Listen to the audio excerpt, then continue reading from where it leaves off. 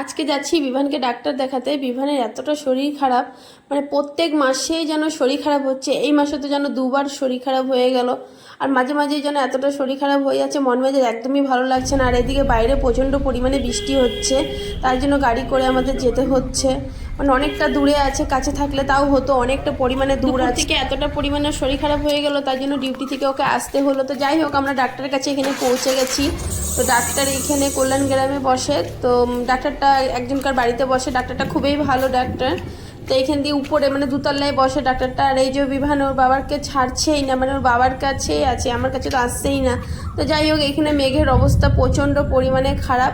মানে আসার সময় যত না বৃষ্টি পেলাম, যাওয়ার সময় মানে প্রচণ্ড পরিমাণে বৃষ্টি। ডাক্তার দেখি যখন আমরা বাড়ি যাচ্ছি, দেখছি আজকে উল্টা রথ। আমাদের একদমই মনে ছিল না আজকে উল্টা রথ। বিভানে এতটাই শরীর খারাপ যে এইসব কিছু মনেই নেই। তো যাওয়ার সময় দেখা হয়ে গেলো, যাই হোক দর্শন হয়ে গেল রাস্তাতেই।